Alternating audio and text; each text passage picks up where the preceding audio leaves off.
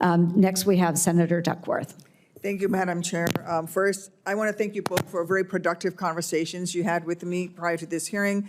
Mr. Obodal, given this week's announcements on Army transformation, I want to start with you first. We had a great conversation. It's no secret that I am deeply committed to our Army and its future. I support Army modernization, but we must balance modernization with readiness today.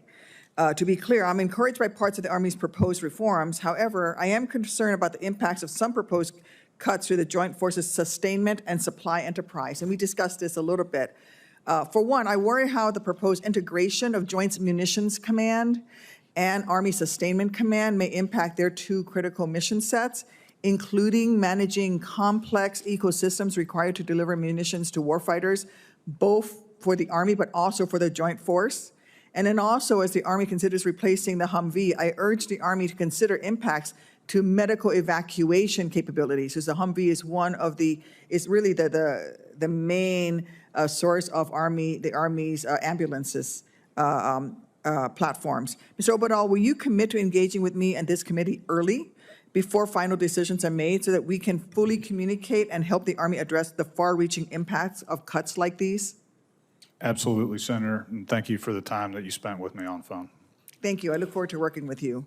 Mr. O'Keefe, turning to you, if confirmed, you will be a key advisor to Secretary Hegseth on the review he directed to ensure physical standards among the services are sex neutral, his words. As you know, every service member does take a physical fitness test at least annually. It's required for your continued service and your promotion. I took one every year for 23 years, and some years more than once. On top of that, specific combat military occupational specialties, like Army Rangers, for example, already have added physical standards. The services have combat job-specific physical testing, which is actually what makes our forces capable of carrying out the full range of types of combat roles. Do you acknowledge that the military already has uniform physical standards specific to different occupational specialties that is the same for both male and female troops? Senator, I don't know the details of every physical fitness requirement for every occupational specialty. I have been informed that many of them do at least. So okay. I don't know every job. Understood. Yeah. But the combat roles, especially the Rangers, SEALs, those all have one standard that are not gender differentiated. Again, I don't know the details of every position in those units. I do believe that many of them do. Okay. Not all combat roles are the same. The physical and mental requirements to operate an attack helicopter, like Mr. Obodal did, which makes Black Hawk pilots like myself shudder, are different than the strength needed to lift a mortar tube, or different than the endurance required of a scout sniper, for example. The fact of the matter is that the services already test to the most applicable physical requirements for a specific combat role.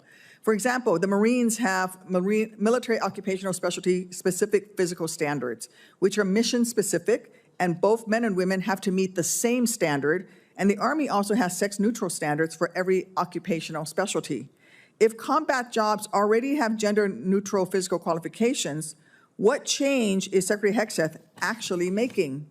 He has his sights on creating and again, his words, a gender-neutral combat standard for the annual fitness assessments.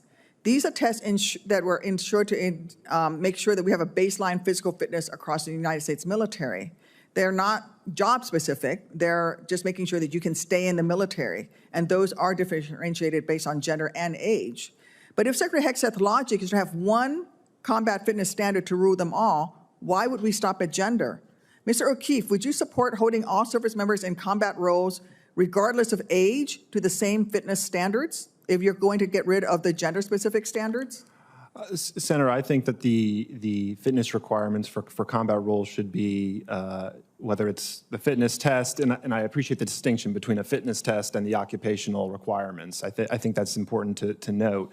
But certainly the occupational standards, I believe, should be consistent, regardless of who's performing the job. Okay, so would you agree with me that if we are going to get rid of the gender differentiation, we should also get rid of the age differentiation? Because it's supposed to be for the job. Senator, as I say, I think any requirement for a particular job should be agnostic about, as long as the requirements are set in a realistic way and are determined to be relevant for the position, it's my view that those should be consistent.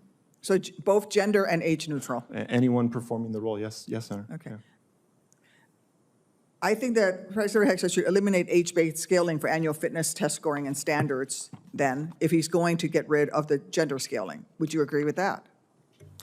Again, Senator, I think there's and you noted the distinction between the fitness tests and the occupational requirements. I think that those are different conversations.